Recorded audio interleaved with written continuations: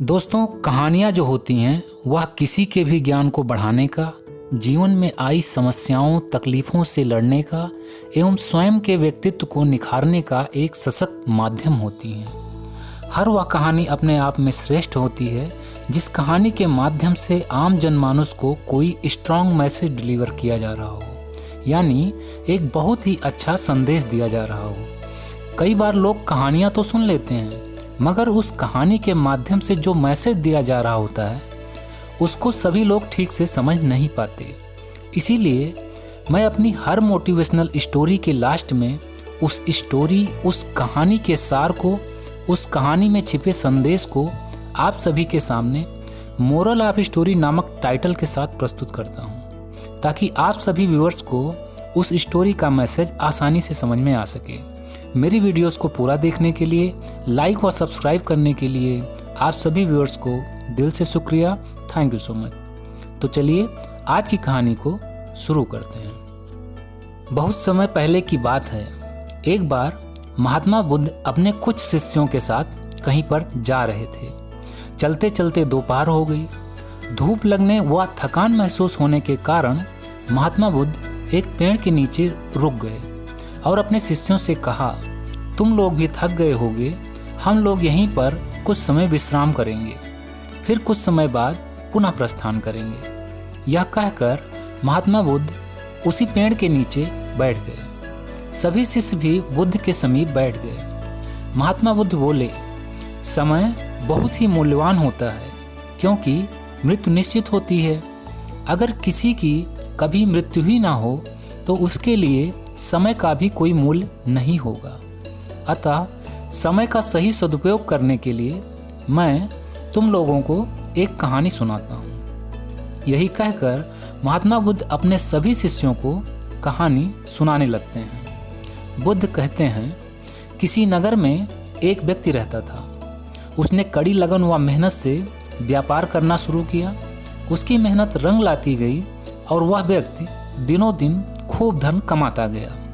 कुछ समय के बाद उस व्यक्ति की गिनती उसके नगर के सबसे अमीर सेठों में होने लगी। उसके महल जैसे घर में किसी भी सुख सुविधा की कमी नहीं थी। नौकर चाकर, गाड़ी मोटर, धन धान्य, वैभव से परिपूर्ण अपने परिवार के साथ सुख शांति से आनंददायक जीवन व्यतीत कर रहा था। एक दिन किसी दूसरे नगर से उसका एक रिश्तेदार आया। दोनों लोग आपस में बातचीत करने लगे। बातचीत करने के दौरान रिश्तेदार ने सेठ को बताया कि उसके नगर का सबसे बड़ा सेठ आज सुबह ही मर गया है। रिश्तेदार ने उस सेठ के बारे में बताते हुए कहा कि मेरे नगर का यह जो सेठ था वह बहुत ही मेहनती था। उसने कड़ी मेहनत करके अपना सारा सुख चैन त्याग करके इतनी सारी दौलत कमाई कि वह मेरे नगर का सबसे बड़ा सेठ हो गया।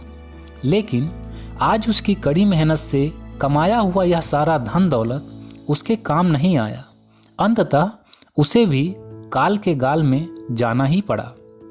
उसका सारा धन दौलत यहीं पड़ा रह गया, जिसके लिए उसने अपने सारे जीवन के सुख चैन का त्याग कर दिया था। एक ना एक दिन सभी को इस दुनिया से जाना ही होगा। सारा धन वैभव यहीं पर रह जाएगा।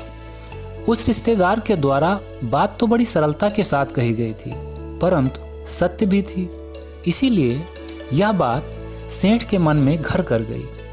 वह सेठ सोचने लगा कि एक दिन मेरी भी मृत्यु आएगी, मुझे भी अपने साथ ले जाएगी। मेरे खून पसीने से कमाया हुआ सारा धन दौलत यहीं पर रह जाएगा। अब वह सेठ दिनों रात यही सब सोचता रहता था। उसका मन अब व्यापार में भी नहीं लगता था। इसी कारण वह दुखी रहने लगा और बीमार हो गया। बीमारी के कारण उसका स्वास्थ्य बिगड़ता ही गया। उसका बहुत इलाज कराया गया, लेकिन उसका स्वास्थ्य और बिगड़ता ही गया। हालत ऐसी हो गई कि वह अब बिस्तर से उठ भी नहीं पा रहा था। एक दिन उसके घर पर एक साधु आया। साधु को देखते ही उस सेठ ने साधु के पैर पकड़ लिए और रोते हुए अपनी सारी विपदा सुना डाली। सुनकर साधु हंस पड़ा। उसने कहा, तुम्हारे रोग का इलाज तो बहुत ही सरल है। यह सुनते ही सेठ आश्चर्यचकित हो उठा। मानो उसके खोए हुए प्राण लौट आए हों। उसने पूछा, स्वामी क्या उपाय है? तो उस साधु ने कहा, अब से जब भी तुम्हारे मन में मृत्यु का ख्याल आए तो अपने आप से ही जोर जोर से कहना कि जब तक मृत्यु नहीं आती तब तक मैं अपना जीवन शांति और खुशहाली के साथ जीऊँगा। मृत्यु, मैं तुमसे नहीं डरता। इस नुस्खे को 7 दिन तक आजमाओ। मैं अगले सप्ताह फिर आऊँगा। मृत्यु तो परम सत्य है और सत्य से डर कैसा। यही कहकर वह साधु चला गया। 7 दिन के बाद वह साधु फिर वापस आया तो देखा कि वह सेठ बिल्कुल स्वस्थ हो चुका है। साधु को देखते ही वह सेठ दौड़ता हुआ साधु के पास आया और कहने लगा, स्वामी आपके कहे शब्दों ने जादू सा कर दिया है।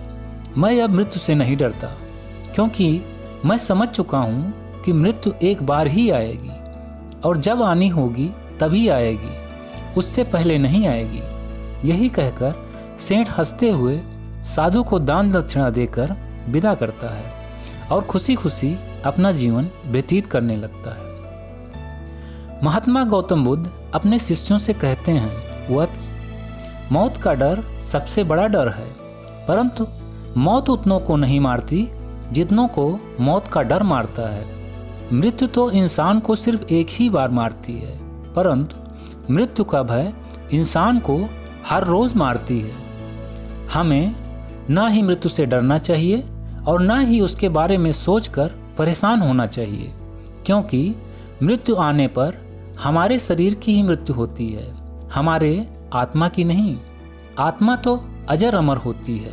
अतः जब तक हमारा शरीर जीवित है तब तक खुशहाली के साथ अपना जीवन जीते हुए निरंतर नेक कार्य करते रहना चाहिए। धन, दौलत, वैभव चाहे जितने कमा लिए जाएं, सब यहीं रह जाएगा। इसलिए जितना भी हो सके हमें असहाय व ज़रूरतमंदों की मदद करते हुए अपने जीवन यात्रा पूरी करनी चाहिए। यही सच्चे मायने में उस परम परमेश्वर की सच्ची पूजा है। ओके फ्रेंड्स, आपको यह कहानी कैसी लगी हमें कमेंट करके ज़रूर बताइएगा। अगर अभी तक मेरे चैनल को सब्सक्राइब नहीं किया है तो सब्सक्राइब ज़रूर कर लें। मैं ऐसी ही मोटिवेशनल स्टोरीज इस चैनल पर लाता रहता हूँ। तो मिलते हैं नेक्स्ट वीडियो में, तब तक के लिए take care, wish you all the best.